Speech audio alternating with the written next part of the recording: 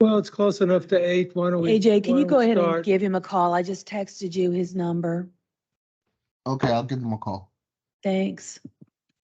Everybody ready? Why don't we start? The first thing, I think Alton has a little introduction. What were we gonna say?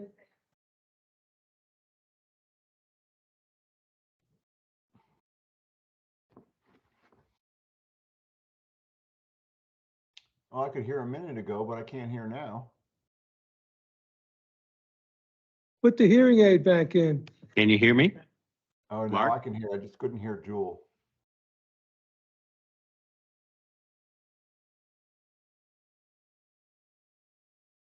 All right, is it okay? Is he in? Okay, the first thing Alton wanted to introduce our new. Absolutely. Thank you, Mr. Sultan. We have a couple of new faces here presenting for the first time in front of the committee this morning, and I just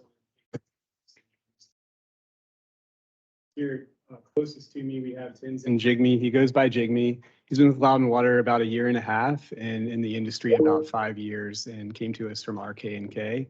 And then at the end of the table we have Amolya Podal. He's been with us almost 3 years, about 18 years in the industry.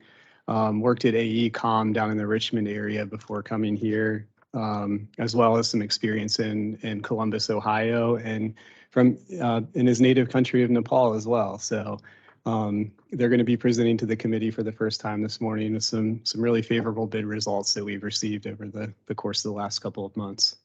Well, welcome. We'll try not to give you too hard a time, but do I have a motion to approve the meeting agenda? Second.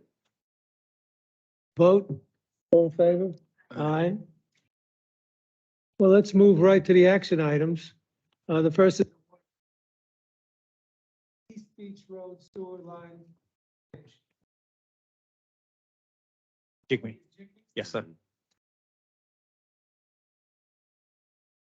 Hello. Can you hear me? Okay. Good morning. My name is Tenzin Jigme. Today I'm going to present the award of construction contract for East Beach Road Sewer Relocation Project. I am with the Capital Programs, a project manager there. So on the left, you can see where the project location is, project area, the star, in reference to some of the areas in Loudoun County. You can see where the Loudoun campus is. It's about 12 miles from there. And the project area is pretty close to Route 7. On the right, it's zoomed into the project area. It's off of East Beach Road, hence the project name. There is a 10-inch sanitary sewer that crosses a stream, and this is the pipe that we will be relocating with this project. So the 10-inch sewer pipe was installed in 1976, and where it crosses the stream, it was initially installed about 3 feet below the stream bed, but over time, and also it was encased in concrete when it was initially installed.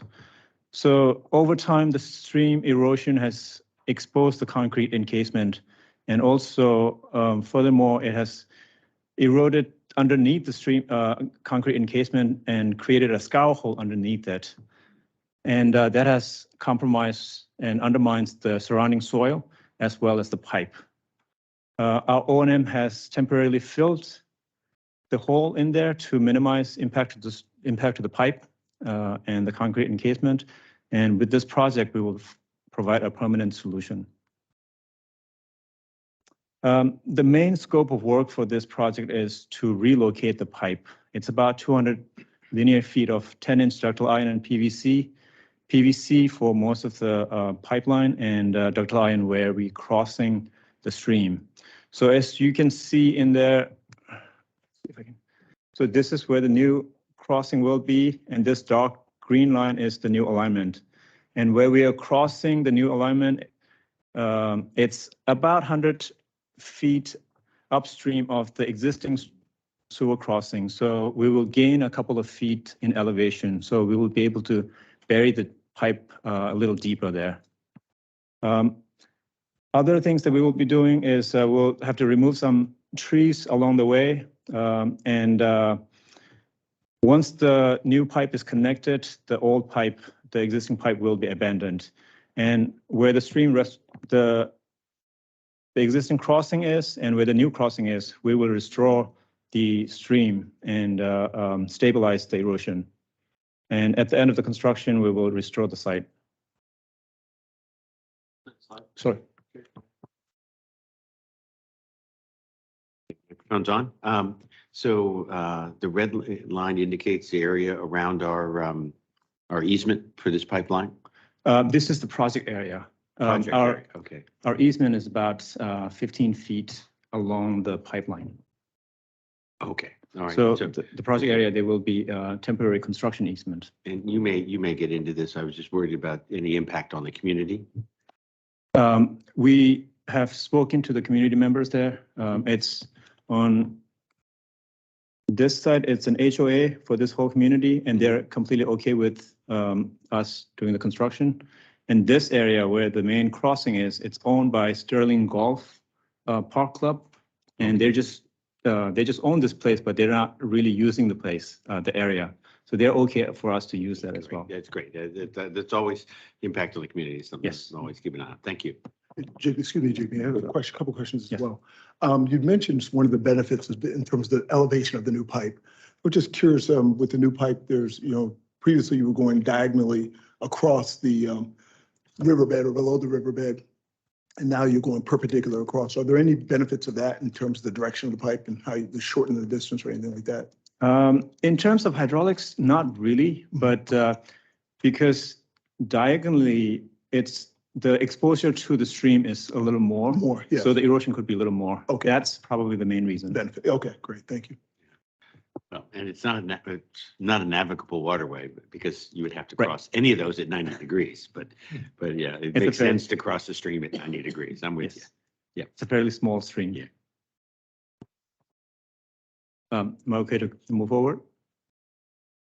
Just one question, who owns you may have mentioned it just now, who owns the property that we're impacting that's outside the easement? Is that a homeowners association or? It's homeowners association. It's called Church Mills Homeowners Association.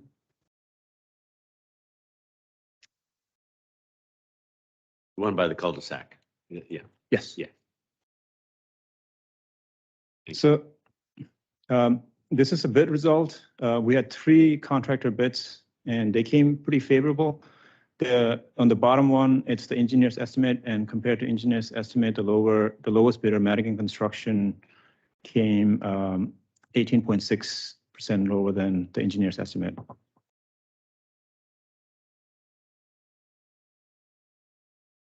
The bid evaluation process that we go through, the first to review criticality and time sensitivity consideration.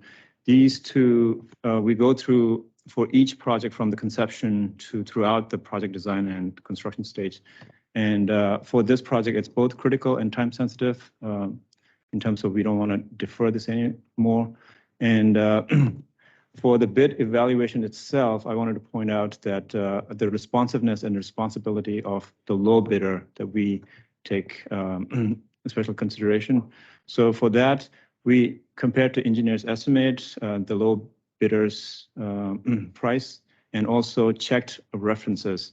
And low bidder is Madigan Construction, and they have worked for Loudon Water on different projects before.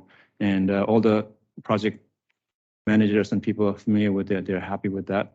And also we have checked reference with local municipalities, Loudoun County, as well as Town of Leesburg, and they're both happy with the work that they have done for them. So overall, we are confident that Madigan Construction will be able to do a good job on this project. Question. Yes. Lee. Mhm. The first one is like right in the first slide, you mentioned the pipe that was put in there in 1976. Mhm. It was 3 feet below, right? Yes, about 3 feet below. Right, okay, that was then. Yep. So what's the measurement that we're gonna use this time for? It's not gonna be 3 feet, right? It's going to be 5 feet, 6 feet? It's going to be about 3 feet, Okay. but Yes, Okay, we're getting, if we were to install at the same location, then it would be difficult to go any lower. So we would either have to raise the stream bed, which would be difficult, but going up, we are installing it about 3 feet below, and then on top of that, we are providing stream restoration. We got class 2 riprap, I believe. So it's going to be about 3 feet of ripraps that will be on place on top of that. And the pipe will be encased in concrete. okay, so what was the main cause of erosion? Stream flow. Stream flow? Yep. Okay. High Mr. stream Sakar, if I can Yeah, add yeah. as well, No, the way in which this pipe was installed at Yeah. that skew angle to Yeah. the creek, it just was so much more susceptible to the erosion and then the decades that passed. But also there were a lot of large trees growing in and around the stream bed. So there were just these factors together were really contributing to the acceleration of the erosion and the pipe material. The original pipe material was asbestos cement pipe, which is not our standard any longer. And that pipe was even more susceptible to, as the concrete began to deteriorate, the material isn't as resilient as the pipe materials that we use today. So going back in at the 90-degree angle with the proper concrete encasement detail that we use today really should contribute to a long, useful life for this crossing. Okay, yeah. It also appeared it was installed on the stream bank this time, right? It's, a lot of it's going to be residing under the stream bank, and previously going at a diagonal angle, a lot of it seemed to be going across the stream, the river, the stream bed, or instead of the stream. This, looking at the diagram, that's how I Right, interpreted right. it. Yeah, that's Okay. a good observation. Mhm. Yeah, my reason for asking that obviously was, how do we make sure that, as you said, often that, we want to maintain durability. We want to make sure that we're not, lessons learned, we're not making the same mistakes again. I'm not saying we're going to do that, but, to get a background context of what happened and what are we doing differently so that, we are able to, get the value proposition from that. That's just the reason why I was asking that. So, and with the low bidder that we have here, I also picked up from you that he's done work for Land Water before, this particular bidder, right? Yes. Right. What type of projects has he done? Like, I mean, I'm sure it's similar ones to the one that he's actually, at, so, but. Right. Madigan has primarily done pipe projects for us, Okay. a number of them actually. So we've been very pleased with their work. Okay, okay. Some of the projects were pretty large, as I recall. Okay. They've done some of the projects in Beacon Hill where we've done some of the replacement where we've had exposed pipe due to erosion. So very similar scope of Okay. All work. right. Yeah, I just wanted to be, I mean, some of us have been here on the board longer, so I just wanted to make sure that Mhm. we all know that they have done work and what type of work. So very good. Thank Yeah, you. great You'll question. see their name in one of the other items, with also the low bidder that you're going to see later today. Okay. Yeah, some of them, I mean, I can pick up now, like, that, we've offered the work, but yeah, this was, thank you anyways. Yeah. And the asbestos cement pipe, I don't believe is used anymore. In fact, when they used to cut it, there would be a cloud of asbestos coming up off the pipe, which of course at the time they didn't know was a problem. No. No.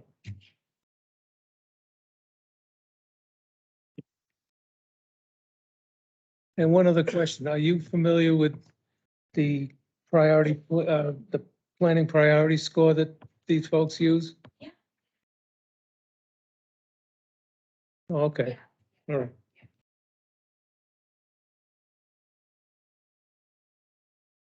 So this is the overall project schedule. We're in the bid time now, and the anticipated notice to proceed for construction is end of March, and the project will complete in first quarter of 2024.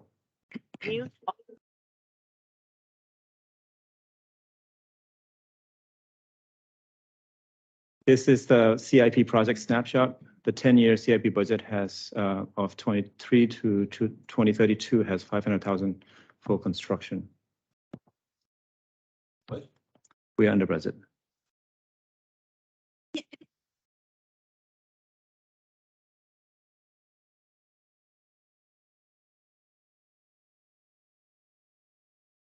Right, so this includes pipe and material lead time taken into account.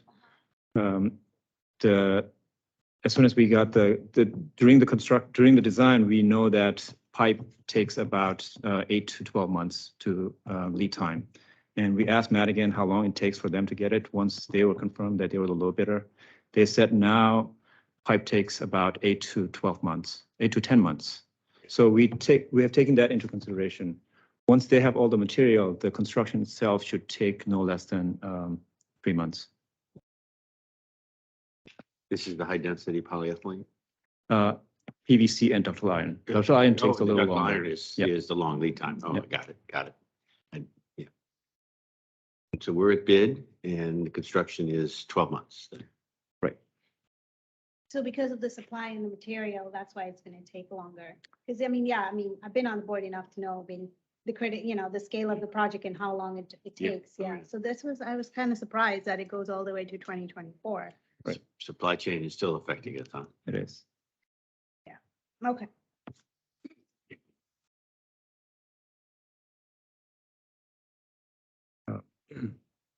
And any other questions? No, So this is a if it's okay, recommended Marty, motion for I'd the like to board. make the motion. Go ahead. Okay, so I make the recommended motion here and further propose that it be put on the consent agenda for our next meeting. I'll second that motion. Got a vote? All in Aye. favor? Aye. Aye. Okay. Okay, good. Thank you. $146,000 less than budget. The next item is award of a construction contract for East Maple Avenue water main relocation.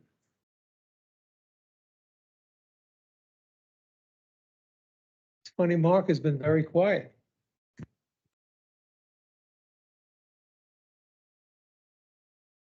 Oh, he can. You're just doing such a good job. I don't even need to say anything. Well, that says a lot. Thank you, Mark. Good morning, committee members. My name is Amulya Paudel, program project manager in the Capital Programs Group. This morning, I'm here today to seek approval on the award of construction contract for East Maple Avenue Water Main Relocation Project. This is a linear waterline project located in the Sterling area.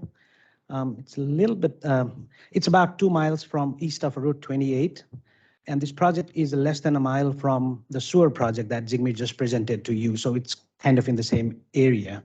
A little bit difficult to see in this exhibit, but this is a screenshot from our GIS. And the blue line represents, that's the existing water line. In the Sterling area, most of our distribution mains, they are in the paved section of the roadway. But as you can see here, at the intersection of Circle Drive and East Maple Avenue, back when in 1966, when this water line was installed, there are twin 24-inch gas lines in that area. So to avoid the gas line, this water line was installed through the parcel, as you can keep switching here to. Yeah, so so we kind of come along the roadway, but then we cross through the parcel to avoid the gas line. Back in 2018, we received a complaint or a call from the property owner right here, 1000 East Maple Avenue, about flooding in their basement. Our O&M crew went out to the field and they were able to locate a break on the main.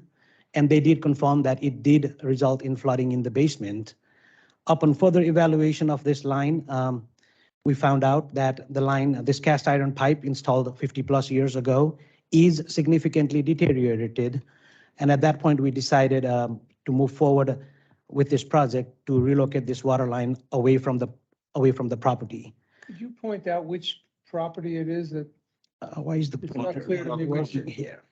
This right there. here. Yeah. oh, that one? Yeah. Oh, okay. So, Mr. Sultan, this exhibit is from the GIS. In the field, the water line is actually only within 4 to 5 feet from the building. It shows a little bit further away from the building on this exhibit here, but in the field, it actually is less than 5 feet from the building. As built. Yeah, the water line was installed in 1966, but the building was it was built in 1968. So they built the house closer to the water main. This project includes approximately 600 feet of water line, 12-inch ductile iron pipe, as you can see, and then we will be abandoning the existing pipe at the end of this project.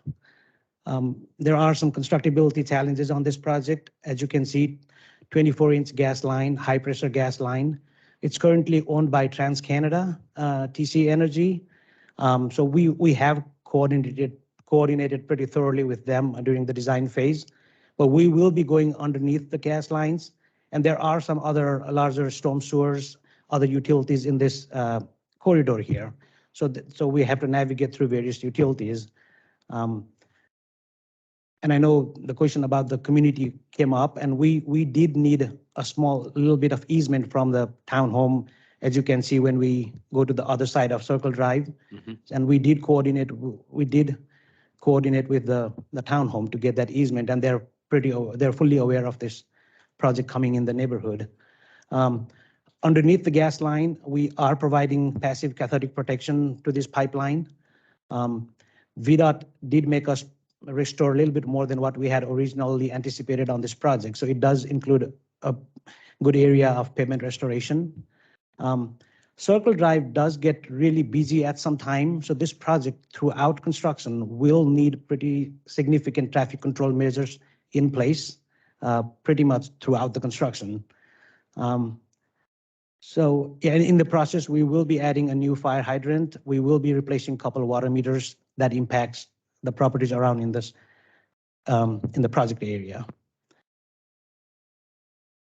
I have one question. Sure, let me go back. To You're going to abandon the pipe in place close to the building. Is there any possibility that that pipe might collapse and cause some subsidence right next to the building? So we will be putting flowable fill in this pipe.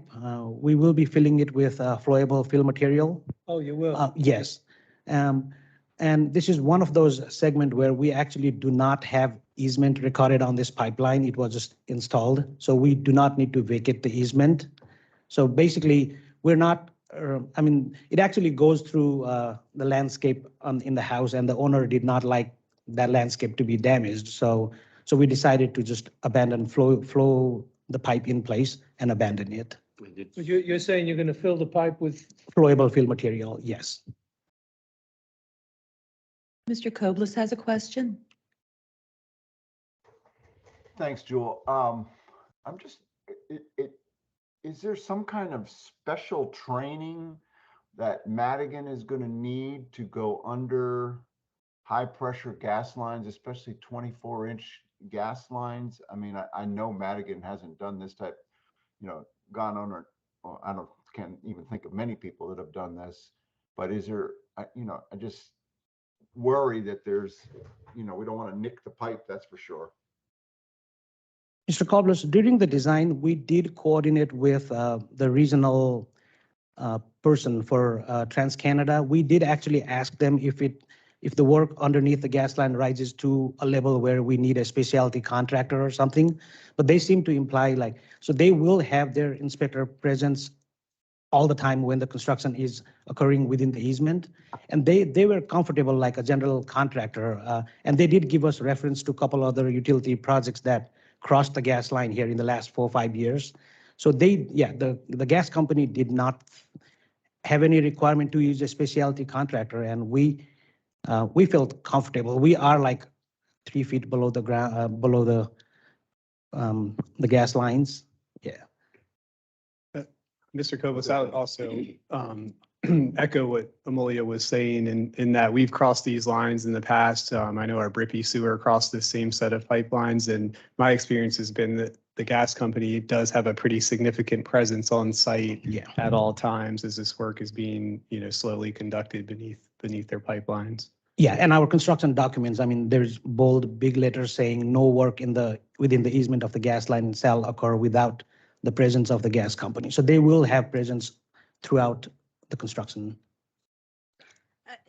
I have a few questions. So TransCanada, right? Uh-huh. I mean, what significant role do they play in this particular project?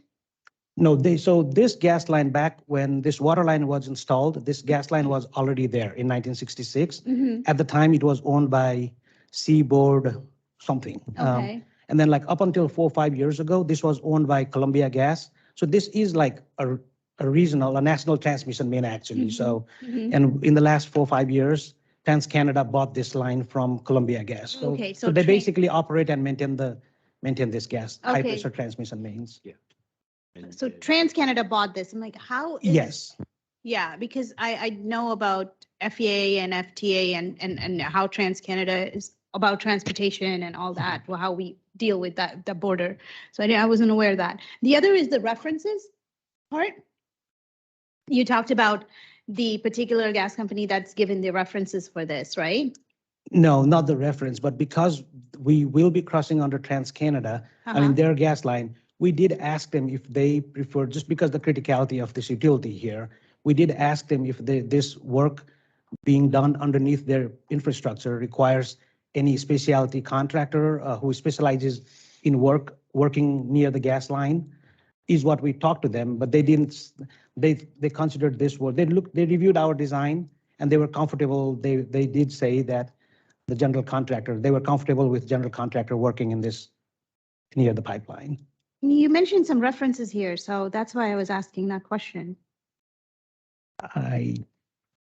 I believe what Amelia was saying was references of Madigan and other contractors similar to Madigan having worked in the vicinity of this. Oh, that gas was line. Mr. Sultan's, Mr. Koblus's question actually. I thought Mark said that Madigan hasn't worked on this before. Mark? If I may, I think the references That's he not what I- implied were that's not what I from said. projects that TransCanada has worked with in the past where folks have gone under their lines, not references for specific contractors that bid on this project, but just in general, they have worked with contractors that have gone underneath their pipelines in previous construction projects. Yeah, I'm sorry, yeah. So These I- lines, Still a little these confused lines here. pass through Brambleton and Yeah. sort of this area Yeah. that's been under constant development in this area. So various contractors like Hazel, SW Rogers, and others have crossed these lines with utility projects in constructing the communities that have grown around the area. So all this germinated because East Maple Avenue, this particular owner lodged a complaint, right? Gentlemen, is that what I'm understanding here? I think it's I'm all because over the yeah, pipe is failing. right, We have to exactly. replace the pipe because it's over 50 years old. Yeah, so this germinated from this one particular household, right? There, No, I that would- we realized this. I would have to say, so this whole area, we've been doing condition assessment on all the pipes in this area. So most of these pipes were built like in the 60s. Yeah. So the asset management is actually, so this just because of the particular incident that happened, we prioritized it and moved forward with the design.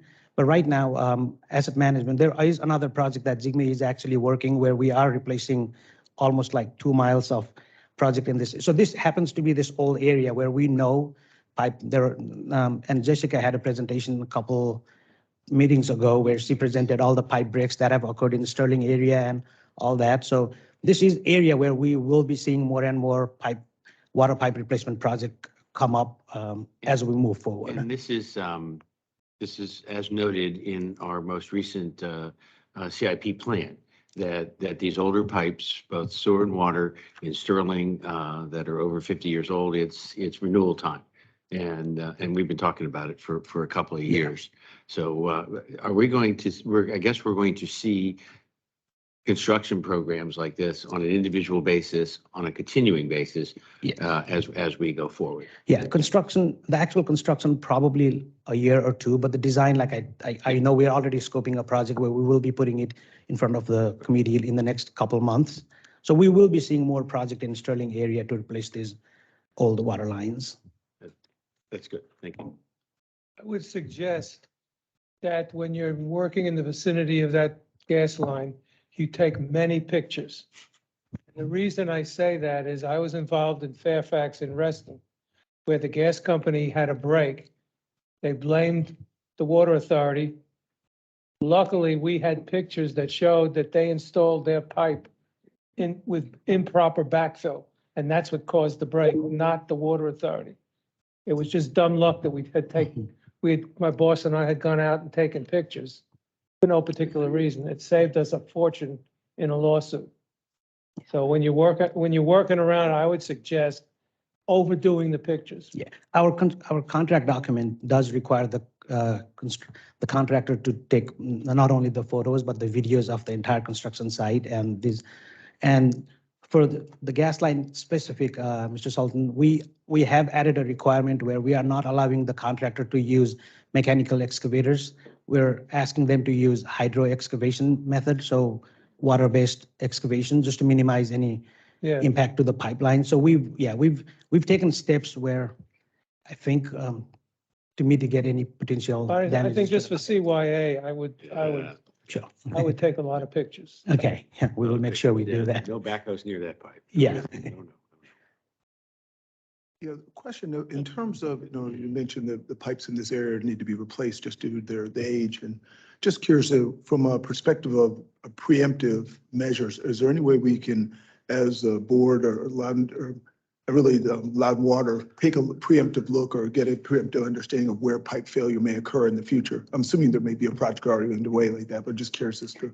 Yeah, the asset management team actually is actively working on that. So we actually already have a list of projects that we know, taking into account mostly where the breaks have occurred, Okay. what's the age of the pipe, what's the material. So there are different factors that go into that decision making.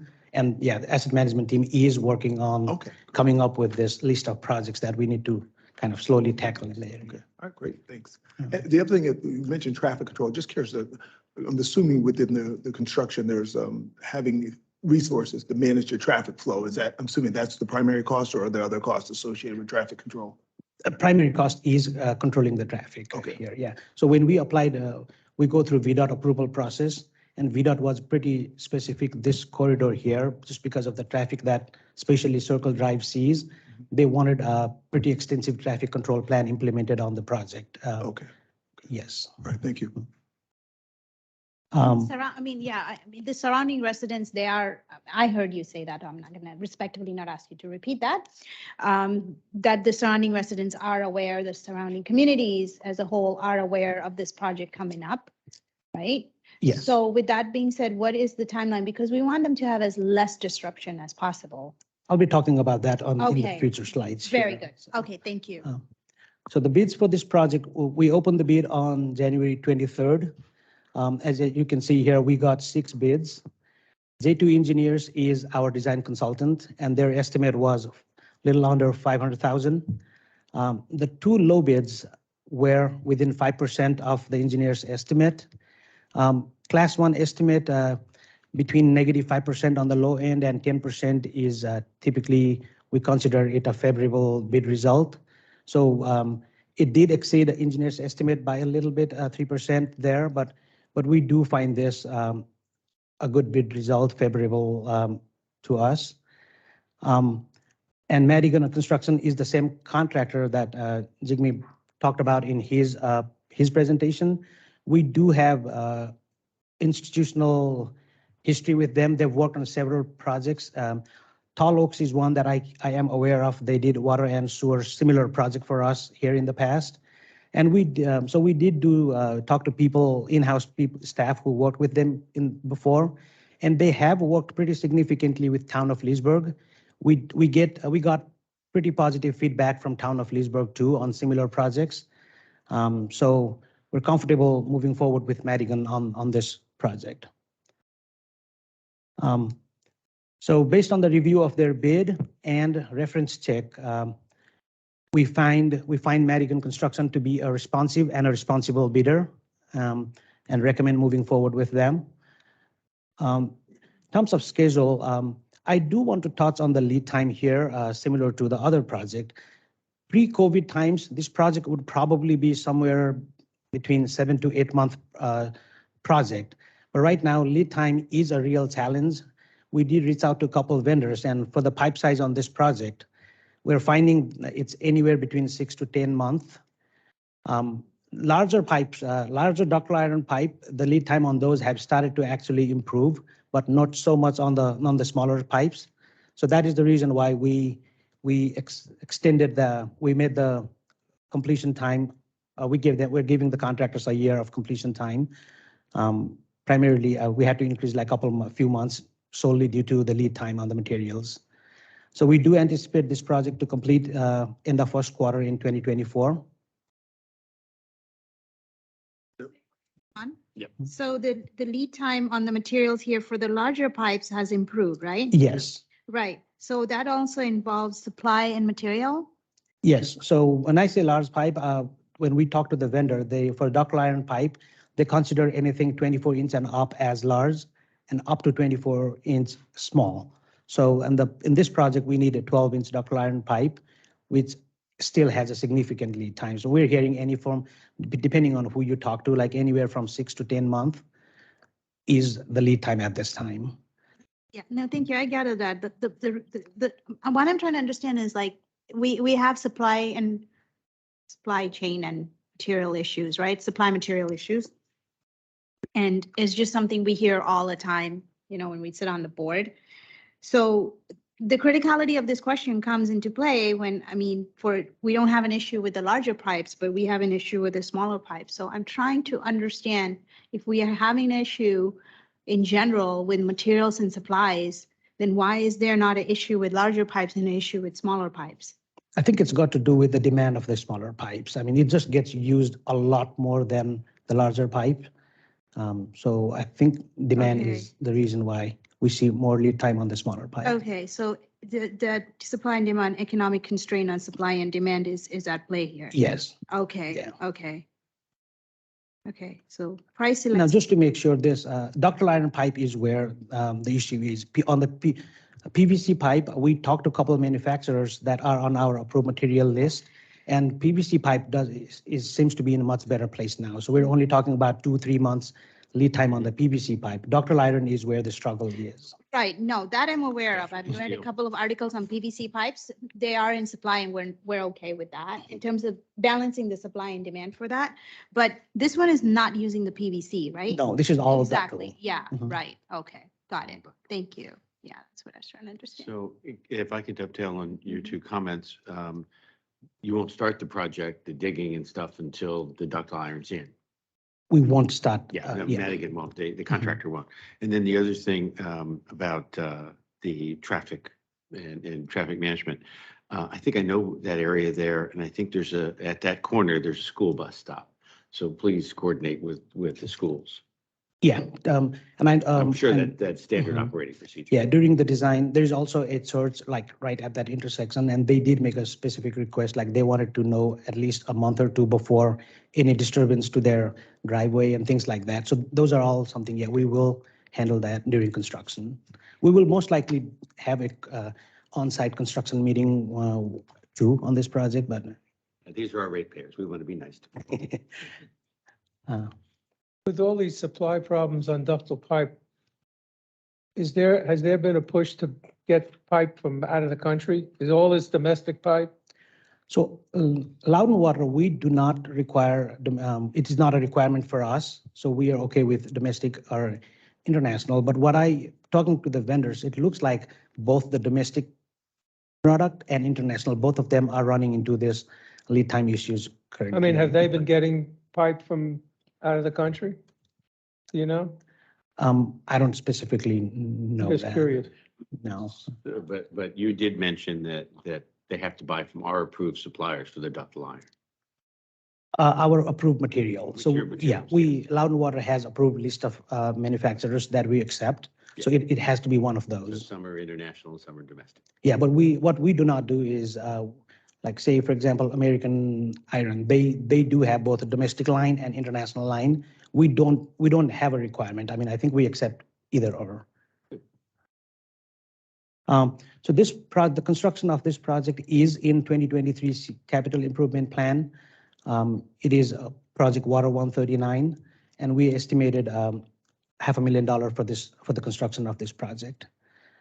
And this is the last slide I have. If anybody have any questions, I can try. Are there any other questions? Nope. I'll make a motion to move the motion shown on the screen to the consent agenda for the board. Do I hear a second? Second. Okay, vote. Oh, All right. okay. We're gonna see good more of job. Next item is award of a construction contract, Goose Creek Industrial Park Pump Station and Force Main. Morning again, members of the committee. My name is Sam Flores, and I'm here to recommend a motion to award the contract for construction of the Goose Creek Industrial Park Sewage Pump Station and Force Main. The new pump station will be constructed on the site currently occupied by the Goose Creek Water Treatment Plant. It's located within our JLMA area, and it was commissioned back in 72, currently approaching the end of its useful life, which sort of drives the project in a lot of ways. Part of the purpose of the project is to eliminate the high cost of operation currently associated with this facility, as well as mitigating some of the risk of some of the structural integrity that we've seen as some issues on within the facility. There's also addressing regulatory drivers to remove existing lagoons from services by the second quarter of 2025 to avoid ground monitoring requirements. And then there's the potential for incoming ammonia discharge limits, which would obviously require us to make investments to control and stay within those limits on a facility of this age. Just doesn't make a lot of sense. This gets into a little bit of the history of the site and the options that were evaluated to connect the plant to our central system. Design of the project started in the first quarter of 2021. And our target for this project is to be done before those regulatory requirements that we mentioned earlier come into play. So we're targeting decommissioning of the wastewater treatment lagoon in the first quarter of 2025 right now. Question here. Go on. So Yep. the regulatory requirements, well, what are those again for this? So we made some commitments to DEQ, and I think we'll go back here, to remove the lagoons from service by the second quarter of 25 to avoid, I guess there's groundwater monitoring requirements. This facility right now also discharges into the adjacent Sicklen Creek. And so there's also ammonia discharge limits that I am not super familiar with when those would kick in, but I see Kendra approaching the table here. I was missing you. Yeah. I knew when sorry. you were gonna, yeah, ammonia especially, she has, yeah, go ahead. Absolutely. So there were two additional requirements that he's running through that are really going to drive improvements to the wastewater treatment plant, right? The groundwater monitoring came along separate, but this was part of our overall evaluation of all of our community systems to meet the proposed new ammonia regulations for these. And it just made more sense to not build a wastewater treatment plant here that was more advanced, to just put in a pumping station so we could pump it to Broad Run, where we're already dressing ammonia and many other things. So what Sam's just going through, these were potential regulations that we would have to comply with if we didn't do this project to convert it to a pumping station. Okay, okay, yeah, when I was wondering, how did the regulatory part come in here? I mean. Yeah, and that's what he was showing. It was a long history of evaluation of what to do with this site, right? We looked at connecting it to Leesburg, a lot of different options, but as additional things started piling on and we were going to have to do the groundwater and then we needed a new plant, it really opened up this door of evaluating the connection to central system. So the ammonia discharge, that comes from a particular facility that's nearby? No, so this wastewater facility, there is ammonia in the discharge of that plant right now because there is no regulation in place for us to have to remove that. That regulation is just now taking effect for these very, very small package plants. So DEQ phased this in over time. They said big plants, absolutely, you've got to remove that ammonia. But these very small, they just started putting them in and we're hitting the phases where in new permits, these will start coming. So it would be a new regulation to say we have to remove that ammonia from the wastewater discharge if the plant stays.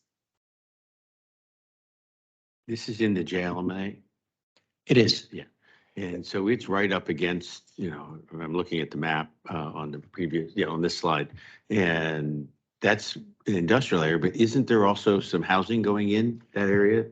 That's to the yeah, north yeah. side of that? I'm glad you asked that question because I wanted to, Kendra just covered very well a principal driver of the project. Right. The criticality, Yeah. addressing the DEQ issues and the regulatory. Now, this other JLMA thing has come into picture over the last couple of years and really converged with this project so that some of that growth you're talking about, you've heard of the development Tuscarora Crossing, I'm sure, out near Cross Trail Boulevard. Those developments growing in the JLMA and becoming Loudon Water connections, the construction of this pumping station will allow us to take that flow into our system. So really, we have these two drivers that have come together.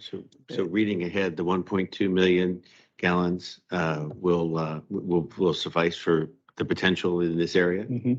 Yep. Yes, because if we were I building read it- that I pump read it. station just for this wastewater treatment plant, it would be a fraction of Yeah, that size. right. So it's being built bigger for that. Mr. Kobliss has a question. Thanks, Jewel. Do we get any money from DEQ or Loudoun County for doing this project? I mean, it seems like we're bettering, bettering the community. There should be some funds that we can receive. Just curious. So for the DEQ part of the regulations, no, there are no funding attached to that. It would have to go to, the SRF or something like that if you wanted funds to comply with the regulation. So since we are looking at a different use for the DEQ drivers, there are no funds available. But you wouldn't miss the opportunity. This is the smart money for what we're doing here. We would have spent a lot more for a lot less benefit had we been upgrading that treatment plant instead of going with the pump station here. Understood. This is just kind of off tangent here, but I would definitely ask if I can that, if there is material available for this ammonia discharge, this DEQ, this regulatory, material, I would definitely like to, to read that just to get up to speed, because I think this has not been the first time that, come across a similar situation on the board like this. So, as a board member, I think it's wonderful that, I asked that if there is any material available that, we are able to read as board members. Absolutely. So that we can I can save myself from asking these questions because I come to the board more prepared. Yeah, we have a report about the pending regulation and the impact on all of the community systems. Okay, I will be provided. Thank you. I will get a hold of you after this and make sure that, you were able to provide me that. I really appreciate that. Thank No you. problem. Saves us a lot of time on the board coming more prepared. That's all. Thanks. I think the other question was, since this is a benefit to the JLMA, are we entitled to any funds because of that? The only thing I would offer, Mr. Sultan, is, from that perspective and our mechanism for growth in general, growth pays for growth, as these developments start to fill in the JLMA East, we're going.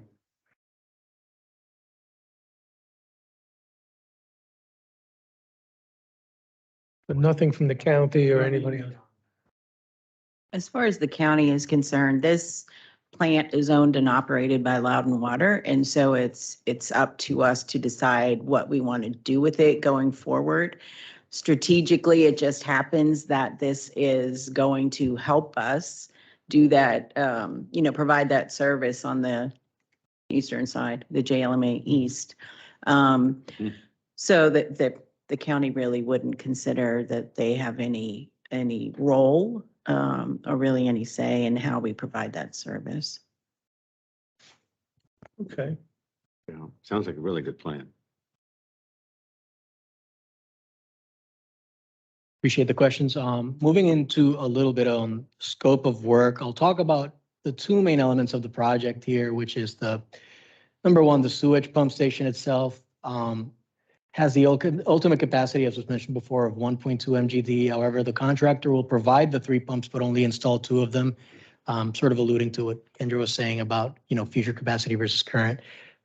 There's also an emergency storage tank, a controlled building, and an emergency generator, amongst other features for the sewage pump station portion of the work. Then the second main portion of the work consists of a pipeline, 8-inch HDPE force main connecting the new facility to our existing North Lower Sickleton pump station, which itself is located within the Trap Rock facility, located approximately 2 miles away from this site. And that part of the work does include a couple of more sensitive crossings across the W&OD trail, which is going to be a trenchless, a microtunnel crossing, and the Sickleton Creek crossing, which is going to be open cut in the immediate adjacency to the site. And then finally, the all-important decommissioning of the wastewater treatment plant as driven by our regulation. So getting into our bid results, we do see a tight cluster of results, which is encouraging, right? As we know from recent efforts to put our work out there for bid. It isn't always the case these days, but we see about a 3% delta from the engineer's estimate of construction, and Archer Western is the low bidder, coming in at the amount shown on the slide.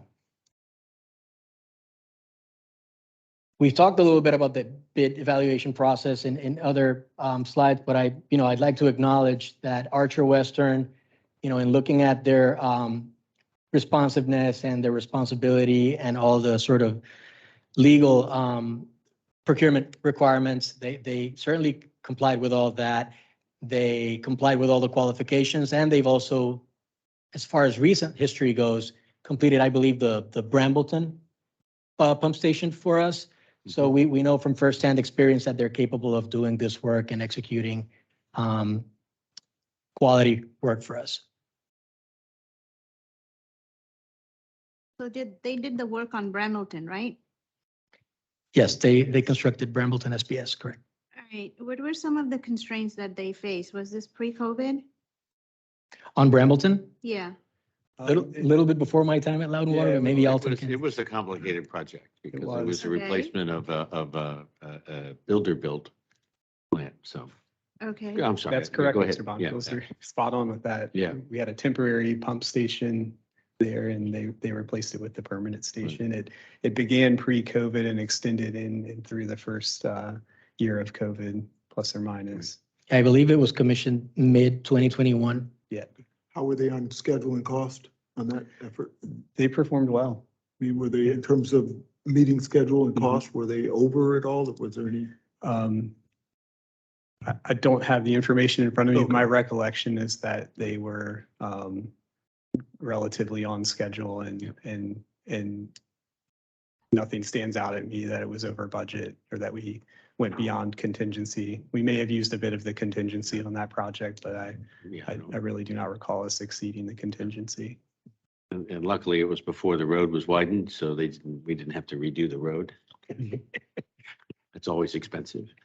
Mr. Koblis has a question.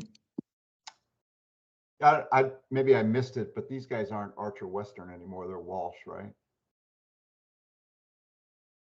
I believe they actually submitted a bid under Archer Western. Well, they're owned by Walsh Company, so, and I think their new name is Walsh Company Archer Western or something like that, out of Chicago. Anyway. Mark, do you think that's a negative? No, they're just huge. Yeah, oh, they're big, yeah. So My wife says, make sure we get the contract right. So it's just they go under that name? I mean, I'm confused now that you said that. Because we want to have the proper name here, right? Like they want to be. Well, I'm confident that they submitted under Archer Western, and I've seen this before where I don't know, I can think back to Balfour Beatty acquiring Frucon and Frucon operating under Frucon for a while after its acquisition, right, as a subsidiary perhaps. I'm not super familiar with the terms of, whatever merger or acquisition is being referenced here, but I know that they did submit as Archer Western. The proper business name is required. I mean, Well, Mr. Sakara, our procurement folks work closely and if necessary with legal counsel to ensure the contracts are under the proper name. And even in the event that it is Archer Western currently and it changes as we move into and after the contract's been executed, I believe even next door with the phase 2 construction at Broad Run, I think there was a change in Corman to Corman Kokosine after the project was awarded. And there was certain contract documents that were executed to make sure that that name change had occurred and was properly documented in our contract with them. So yeah, that's Corman been- to Kokosine, yeah. And so it says it's the Walsh Group, but the Walsh Group now operates Walsh Construction, Archer Western, and Walsh Canada. So it just seems like they have maintained the name and the company, and Walsh Group does the overall operation. So I think they have that name, but under that name, they have other names as, subsidiaries, yeah. Subsidiaries, yeah, Entities, yeah. sister. One thing Subsidiary. is, as part of our bid evaluation, they are required to provide their Virginia SCC State Corporation number Yeah. and name. So maybe they have organizationally changed, but maybe they probably are still registered as Archer Western with the SCC. Mhm. And that's why I guess that change has not yet happening with the state, I guess. Okay. The board member is good to know. If they come up again, again, we won't be asking this question because we will have familiarity with that, right? We'll be familiar with that, so. Very good, okay. Thank you. I do appreciate the question. One I didn't expect, but to Alton's point, probably, something that would have been caught during those previously mentioned sort of procurement checks that we run on every project. So, confident that the name presented here is the name under which they submitted and apparently under which they operate. So should be good, but The Well- unexpected is what makes our work beautiful and challenging. look forward to more of these. Yes. So I think Schedule. with that, we get into sort of a recap of the construction schedule, starting imminently upon approval of this motion and notice of award. We would be running into Q1 of 2025. And if we stay on track, which we will do our best to make sure that we do, we will comply with the aforementioned regulatory drivers here. So still on track. And here we get into a snapshot of the CIP project, sort of summarizing some of the drivers that have been discussed. And we have the 10-year CIP budget from 23 to 32 at $15 million. So generally well aligned with our results. So on this slide, I remember when we did this budget, I kind of tripped over this one because it's a big number. And if I understand correctly, some of that development in the area, the connection fees will help mitigate some of the costs, and particularly in let's call it supersizing it to meet potential future growth. So that's it's really good to reference that. So thank you. Appreciate the comment. Thanks. I'd like to make a motion, if Yeah, that's go okay. I'd like to make the recommended motion to go on the agenda for our next meeting.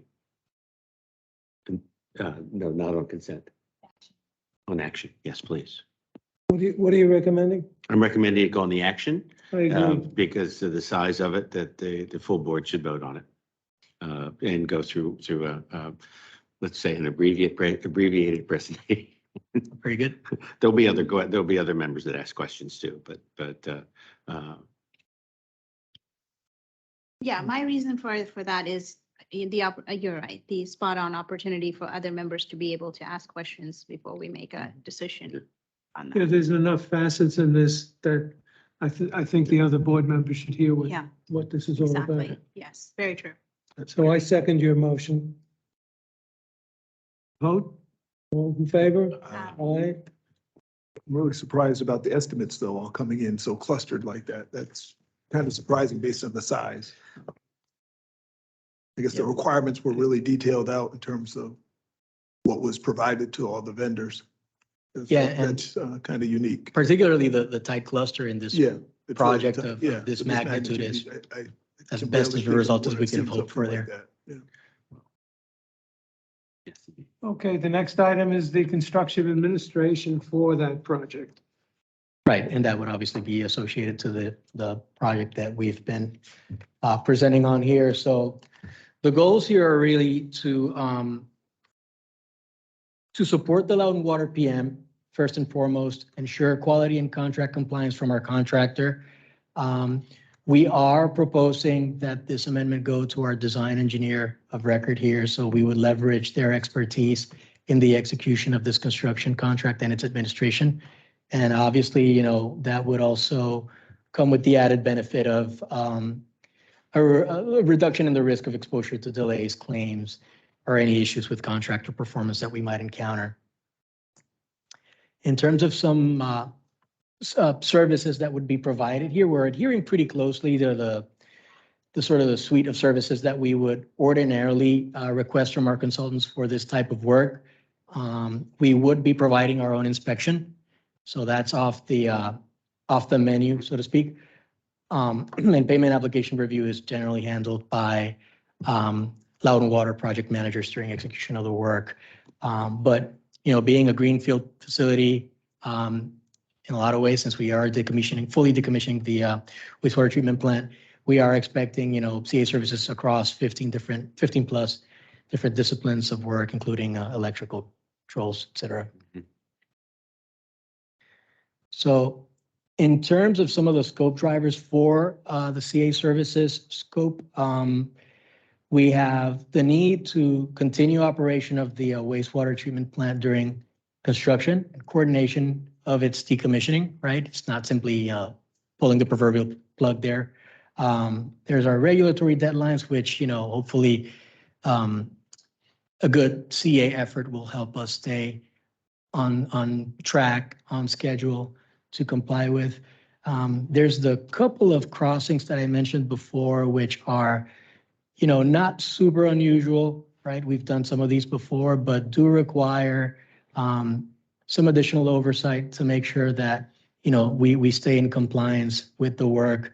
And then there is a potential for, you know, rock excavation to come into play during construction. We, I think, pre-blasted a lot of the pipeline corridor in anticipation of some of this work. And so, you know, as we deal with challenges, having that engineer available to us will help us handle whatever comes our way there. And then, of course, I have one question. go ahead, Mr. There's a Sullivan. lot of VEPCO work going along the WNOD where they're shutting the path down. Does that impact this project at all? Well, I'd probably say there might be a need for coordination. There is also some TC Energy, which was mentioned before. They are conducting surveys in the area to potentially look at planning and constructing some future gas infrastructure. And I think more importantly than all, the quarry project is an immediate adjacency of this project across Sycolin Creek. And we've worked very closely with our CMAR to make sure that coordination is starting to be taken into account early. And that, you know, since we are both accessing the same parcel, the Two Creeks parcel recently acquired by Loudon Water for construction of our Milestone Reservoir Pump Station, to sort of make sure that we are out of each other's ways and the work it's executed efficiently by both contractors. So yes, there's a lot of work, not just in the WNOD vicinity itself, but within the rest of the sites of this project for the force main particularly, that we're going to be working very closely to coordinate with all our other stakeholders. And of course, there is, you know, Nova Parks coordination, which is going to be continuous throughout the execution of work along the WNOD trail. As long as you keep the WNOD trail crossing intact, since I'm an avid bike rider and use the trail all the time, then I'll vote for the project.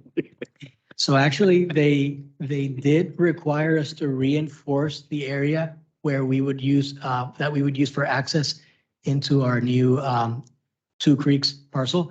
So we are actually building a concrete reinforcement slab with very strict tolerance requirements on either side to make sure that it's a smooth ride for any Yeah, I don't want any bikers in the area. I don't want any bumps. No problem. Yeah, we don't want to upset the general population. And we don't want to answer those questions to Nova Park team. Yeah. So we'll make sure that we adhere to those requirements, and our inspectors will be paying close attention to that. I think Sam's working that Milestone Reservoir project as well, so I think he would know if a leaf was turned the wrong way out there, right? He knows all about what's going on there. So Marty, you want to see in the key scope drivers, no bumps on, No bumps, bumps. right. No bumps. Quarter of an inch, that's it. Yeah, that's it. That's exactly right. So here's a little bit of a more of a breakdown of the scope and level of effort with our total cost proposed before this committee for this amendment. We are coming in at 2.7% of the construction cost for this project. However, if you sort of apportion that to sort of account for where the bulk of the services is required, right? The pump station work itself, you're coming in at around 4% of the pump station portion, which, you know, historically lines up pretty favorably with the metrics that we would expect for this type of work. So sort of to recap, the reason for it being so low right now is because you do have that linear portion, which represents a pretty sizable portion of the cost, but really doesn't require as much support, save for those two crossings that we discussed earlier. Moving on to the schedule here, pretty much what we want to convey here is that we are providing support services through the duration of the construction contract. And with that, I have the motion before you. I would assume since the other item is an action item, this should be, I would think this should be an action item also. What is the rest of the board agree. thing? yeah, I agree. Yeah. So I make the motion that we move the recommended motion and move it to board action agenda. Second. Have a vote? All right. Okay. Thank you very much. Thank you. The next item is the capital construction change order report. Do we have any questions on that or?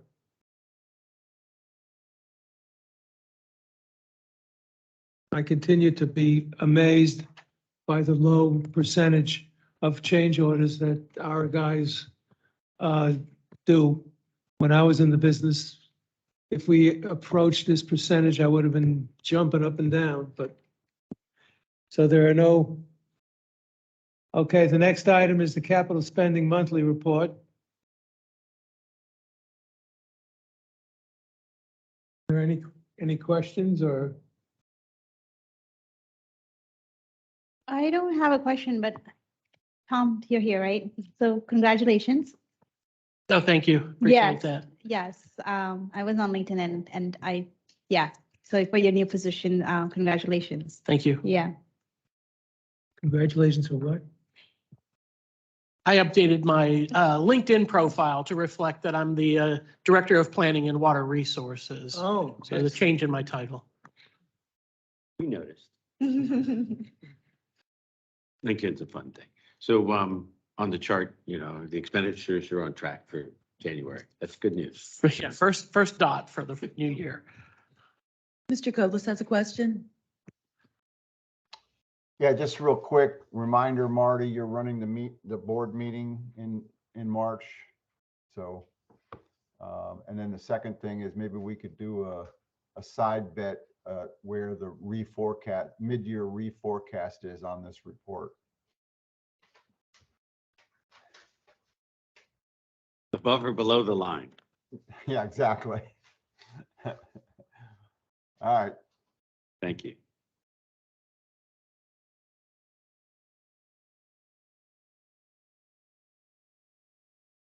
Whoops. Good. Well, it looks like we got everything done. Are there any other questions or any? Do I have a motion to adjourn? Make the motion to adjourn. A second? Vote? All in favor? Aye. What would you think if I said no? What's that? Julia and Jiggly, I want to thank you Yes. for presenting. This is your, the first time